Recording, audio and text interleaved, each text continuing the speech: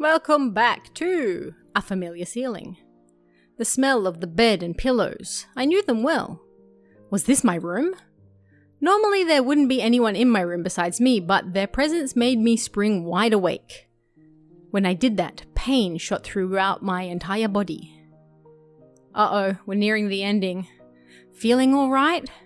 I think you'd better just lie down for a bit. Why was Lena in my room? Blood began to surge through my muscles and my capillaries. Yes, as blood does. But Lena's smile belonged to the Lena I knew well. I knew I shouldn't let myself feel this way, but I relaxed, thinking that this version of Lena was safe. Why am I? Don't you remember? After losing consciousness, nothing at all. My body had become more lethargic than I could ever have imagined. I guess that would be the expected outcome after exerting everything I had back there. I tried to at least clear my head, but I just couldn't shake the sluggish feeling out of my mind. I called the doctor. He should be here soon. I think you'd better just lie down until then. I wasn't injured seriously enough to merit calling a doctor, but knowing that someone impartial was coming was slightly reassuring. Why am I here? I'm sure I was at the dam site. That's what I want to know. What happened? When I got there, Keiichi-kun was already passed out. That's why I'm the one who wants to know. No me. I was attacked by two weirdos. As I talked about it, I finally remembered what happened right before I passed out. Recalling that memory and the terror that went along with it caused the fogginess around my head to clear right up. Let's forget about those two for now. I didn't expect Lena to be nursing me. I thought Lena was trying to kill me. She would have had the perfect chance while I was unconscious. Not only did she not kill me, she had nursed me back to health. Amazing you could drag me all the way back here. Wasn't I heavy? Looking at Lena's delicate frame, it was hard to believe that she had not only gotten me back home, but even dragged me all the way up to the second floor. Dude, if she dragged you all the way back from the dam site, I don't think one set of stairs is going to be a problem. Did she have some kind of help? Maybe. Probably. Presumably. Don't you remember, Keiichi-kun? Lena appeared a bit surprised, but still kept her smile. I only propped you up on my shoulder. You said you could walk on your own and that you were fine. You don't remember.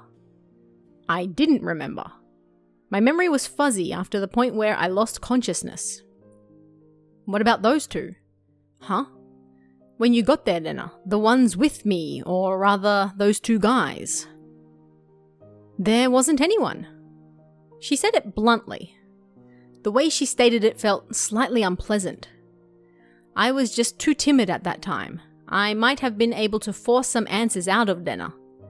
But if I did that, then this kind Lena might transform into the scary Lena who I didn't know. Fearing that, I didn't press any further. Thinking about it, it was the obvious choice. If both of those men were there, I don't think Lena would even have stood a chance. I couldn't find a way to explain it unless I assumed she brought me here after those two were already gone. Lena was still smiling. Her eyes sparkled warmly. Yet, I felt like I was hallucinating when I saw something. Something akin to a shadow slowly creeping across her face. That small omen sent shivers down my spine. While Lena was still Lena, I needed to make contact. E.T. phone home. I needed to contact Oishi-san. Lena stopped me when I tried to get out of bed. She said it would aggravate my wounds, so I should sleep. I'd like to go to the bathroom, though. Sorry. Lena couldn't say anything else. While Lena stayed in my room, I quickly went downstairs to get the phone receiver in the living room. When I approached the front door, the doorbell rang ding dong. When I approached the front door, the doorbell rang. Ding dong. The little hyphen things in there are awkwardly placed. It must have been the doctor Lena had called. It was strange for a patient to welcome in the doctor who was making a house call, but it would be incredibly reassuring to have him here for the considerable time it would take Oishi-san to get here. I carelessly opened the door with that simple assumption and regretted it almost instantly. Ha-ha! Uh-oh, Mion! Who could have seen this coming? Oh, you look just fine. Well, thank you. I heard you collapsed, so I came to check up on you. How did you know I collapsed? I heard from Lena over the phone. How else would she hear? Do I need any other reason other than that? I understood why she would call the doctor. But why Mion too? 'Cause you're friends? Duh. Lena was descending the stairs behind me. Uh-oh. Lena, doesn't Kei-chan look pretty alright? Sheesh, you made me worry for nothing. That's true. Maybe I worried for nothing as well. They both began laughing. Uh-oh. It appeared to be cheerful laughter, but I couldn't shake the feeling that there was a darkness looming over them. It's you, Keiichi, it's you. Whoa, what's up with this shoe rack? Excuse me, don't come into my house and pick on it. This is how I live. How did it get like this? The shoe rack that I'd smashed to pieces had been like that since yesterday. I fell, you see? And the bat I was holding at the time slammed into it. Nailed it. This is what happens when you swing around something you're not used to handling. I kept the fact that it was none of her business to myself. But leaving it like this will really startle your parents when they get home. I'll fix it up for you later. Now, come on, Kei-chan. The terminally ill need their rest. Come, back in bed, back in bed. Both of them urged me up the stairs. I had no chance to call Oishi-san. Get wrecked. I was pushed into my bed. Oh. As it was the first time Mion had been in my room, she began searching around it intently. She fiddled around my room and was scolded by Lena. You can imagine how it went. It was uncomfortable having my room poked around, but the conversation was so benign that it was heartwarming. What? How does that make sense? During that innocent conversation, Mion said something as though it was perfectly ordinary. Lena, did you call the manager? Yep, right after I called Mi-chan. He said he'd be right over. Manager? That out-of-place word gave me a bad feeling. Lena called a doctor, then called Mion, and after that she called a manager. Who was this manager?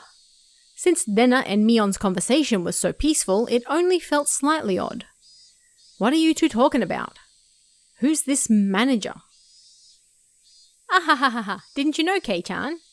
We mean the manager when we say manager. Yes. Like the director of a movie, or like a foreman of a construction site. Ah-ha-ha-ha-ha-ha-ha-ha-ha-ha.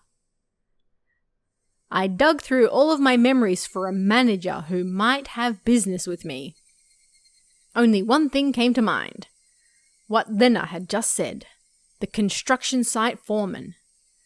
The very first victim of the first incident. The dismemberment at the damn construction site. The foreman? But that was strange. He was supposed to be dead. There was no way they could call him. I don't understand what you guys are talking about. What does that manager have to do with me? You said he was coming. Did you mean to my house? I asked one obvious question after another.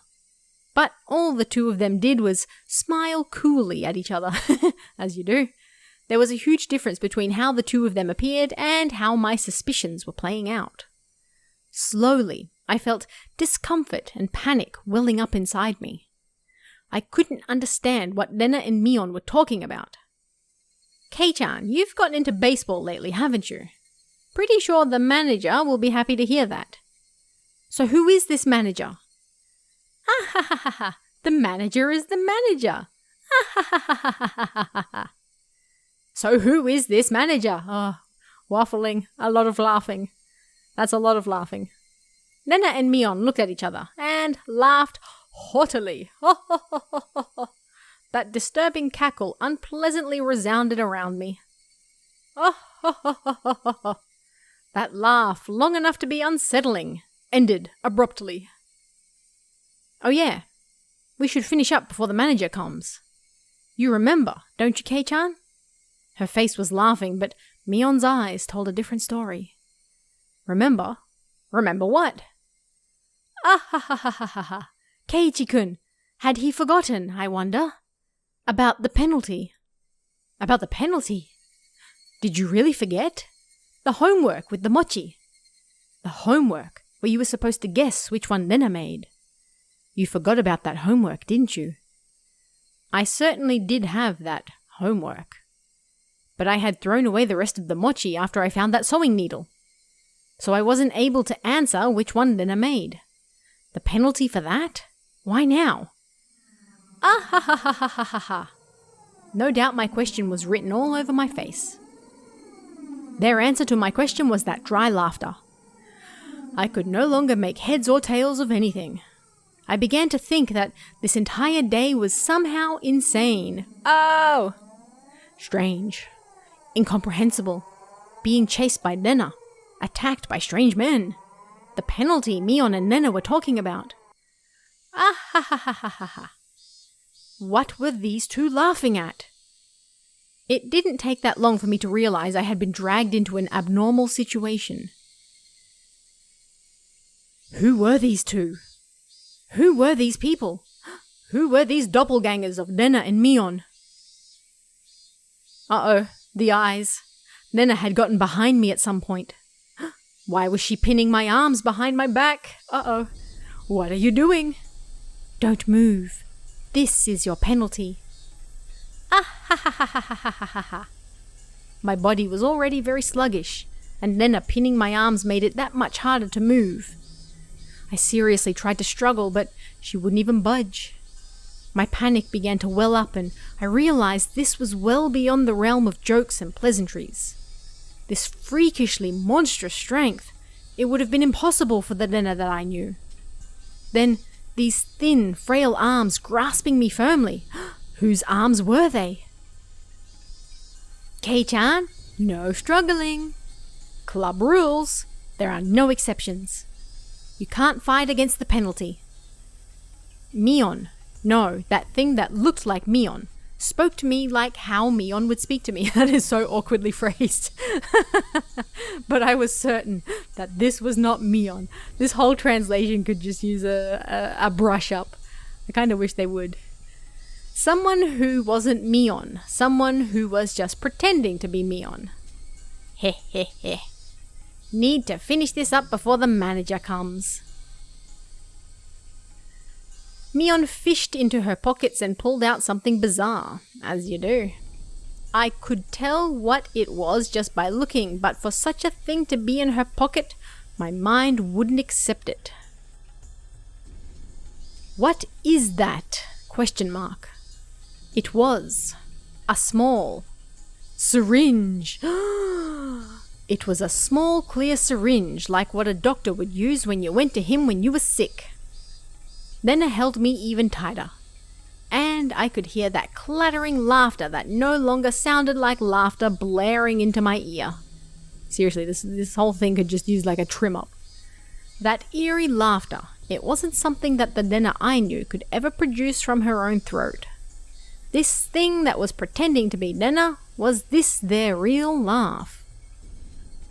Unable to defend myself, the syringe Mion was holding drew closer. And that needle tip was waved in front of my face countless times. Oh, it's about to go down. Don't worry. It won't hurt. Heh. What are you planning on doing? What kind of sick joke is this? What are you saying, Kei-chan? You know exactly what's going on, don't you? About what? I don't understand any of this at all. I know you know. No use playing the fool this late in the game. Stop talking nonsense to try to confuse me. You're going to have done to you what happened to Tomitake-san. Uh-oh. What? The same as Tomitake-san? I didn't really understand what she meant. What did that have to do with this syringe? You're playing dumb, Keiichi-kun. You should have realized it by now. Nena whispered into my ear, laughing as if to admonish me. But even the way she spoke was repulsive beyond compare. Well, that's rude. Playing dumb? Me? About what? What do you mean, the same as Tomitake-san?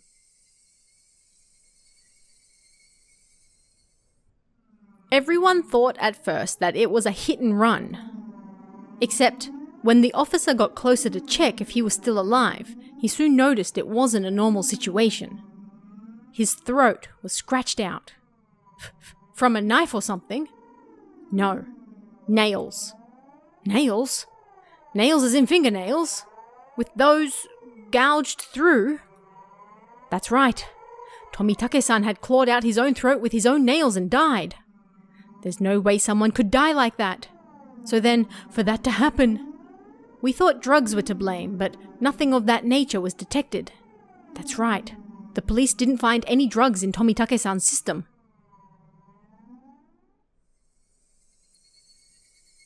The police told me they didn't find any drugs in Tomitake-san's body. Gwe.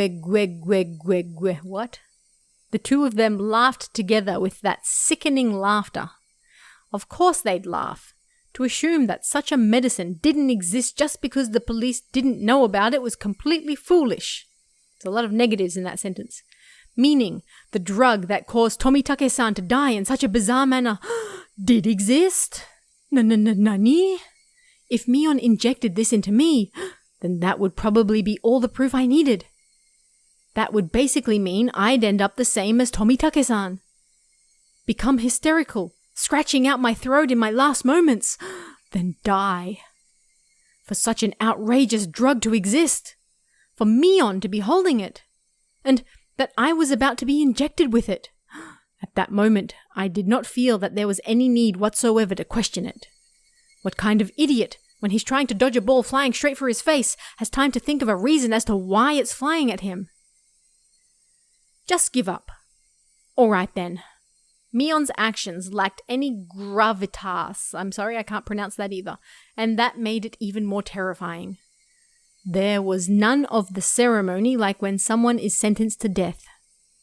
There was no hesitation at all, as if she were brushing her teeth.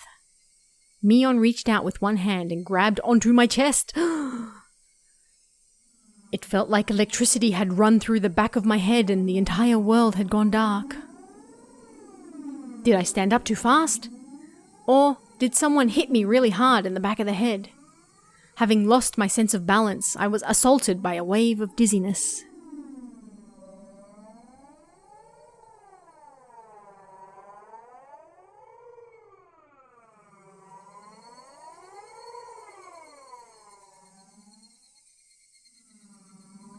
Uh-oh.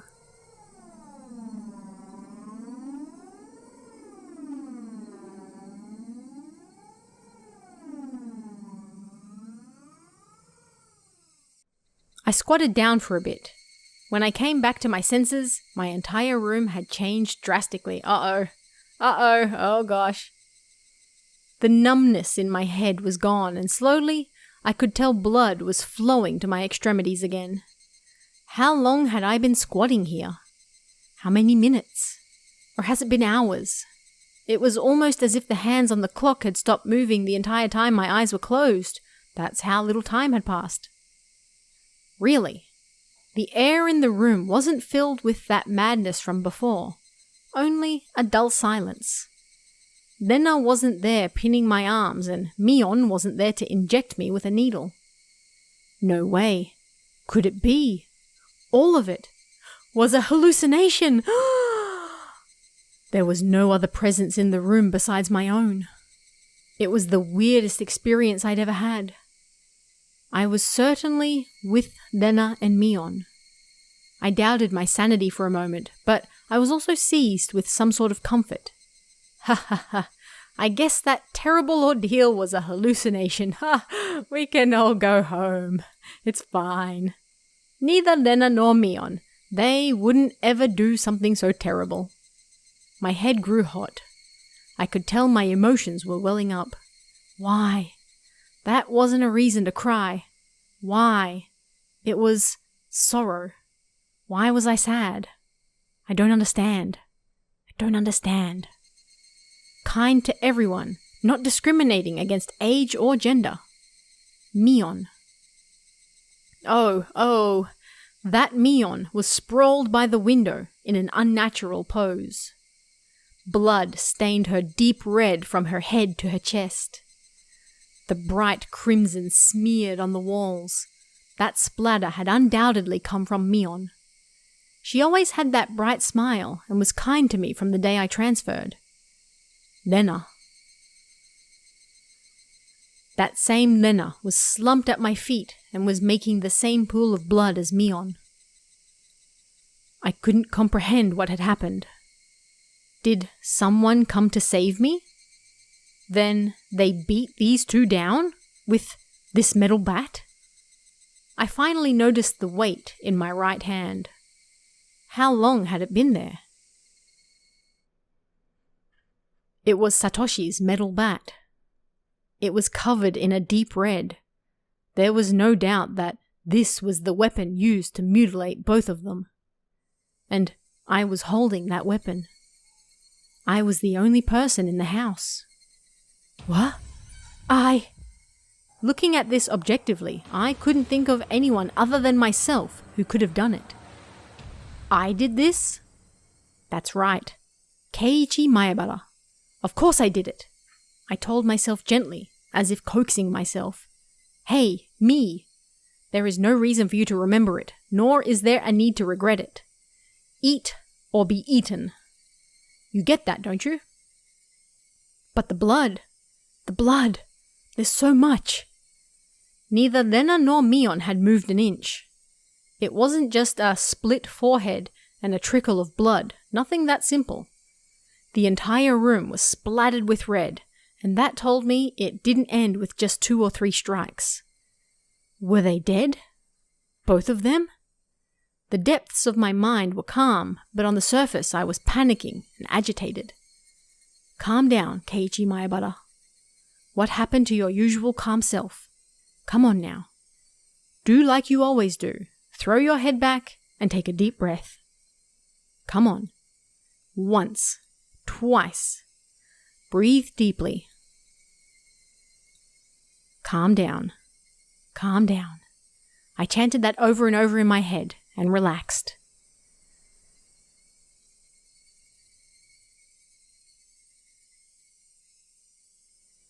Colour came back to my vision and smells re-infused the air. Always got to use such fancy words. At the same time, I remembered what happened when I blacked out.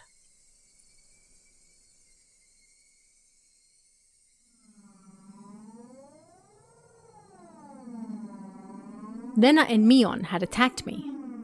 They were about to inject me with whatever caused the same symptoms as Tomitake-san. But right before that happened, I fought back. I twisted my whole body and threw Lena as she was pinning my arms.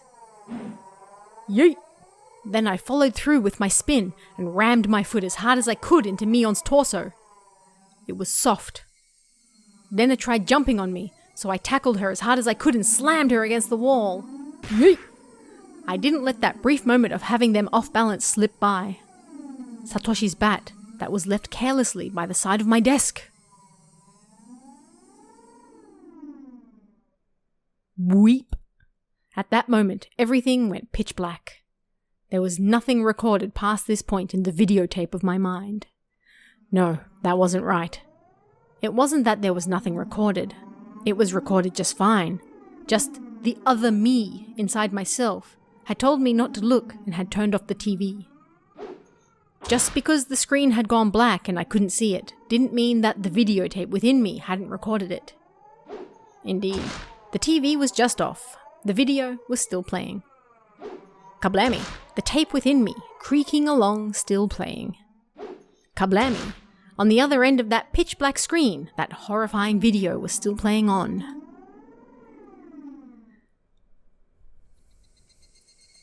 Compared to this, though, the scene right before my eyes, was still so difficult to take in.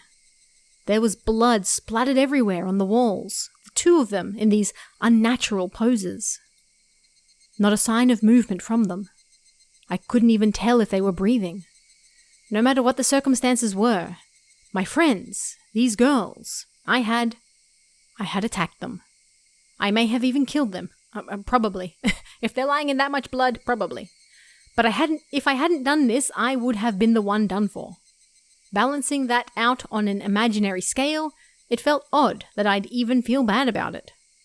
Even if it was a bit excessive, this was justifiable self-defense. Sure. The proof was all here. The two of them collapsed here, and Mion's syringe. Mion's syringe, filled with some unknown drug, would certainly solve the mystery surrounding the incident with Tomitake-san. And from the fact that both of these two were involved, they'd be able to pick out the criminals one after the other.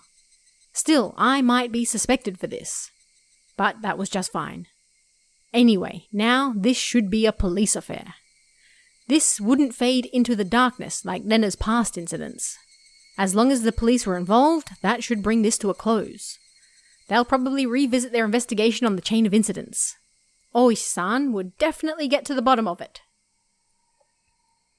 Meaning, my wish of not wanting to die, of wanting to know the truth, that would be fulfilled in its most basic form.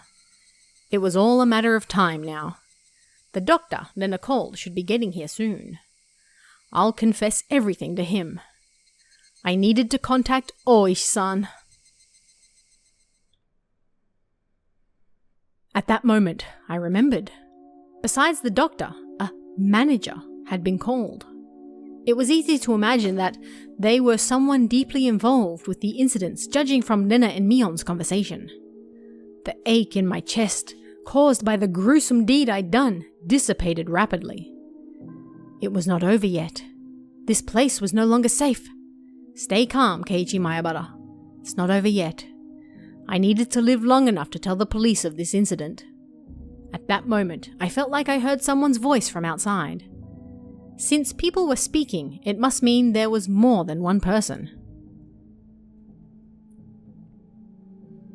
I moved the curtain ever so slightly and peered outside. It was a bizarre sight. About 4 or 5 grown men were all gathered at the gate. They very much resembled the 2 men who had assaulted me at the dam site today. Those 2 might even be among them. There was one person there wearing a white coat. But he didn't look like a doctor at all. My gut told me he was in disguise, only posing as a doctor. That guy would probably ring the bell and get me to open the front door. Ring, ring a bell, ring, ring a bell. Pretend to be a doctor to get me to open the door, and then the rest of them would all rush in at once. At that moment, I saw the car parked behind the men, and my heart nearly skipped a beat. My heart skipped a beat. Alright, the white van. No mistaking it. That van. The one that had tried to run me down. ? The man in the white coat entered the gate and headed towards the front door. The rest of the men hid in the bushes and watched him. I probably couldn't pretend that I wasn't home. Undoubtedly, they'd just break the window and enter. I needed to get out of here somehow. Then, use a public phone to contact Oishi-san. Yes, brilliant. Then meet up somewhere. First of all, I need a weapon. Then shoes. But before all of that, there was one thing that I had to do. Going to end this episode right here. That's a perfect cliffhanger as we are very close to the end now. So much has happened. We had to get through all of that word salad, but it was worth it. Alright, I hope you guys enjoyed this one. Tune in next week to find out what it is that Keiichi has to do. And I'll see you then. See ya.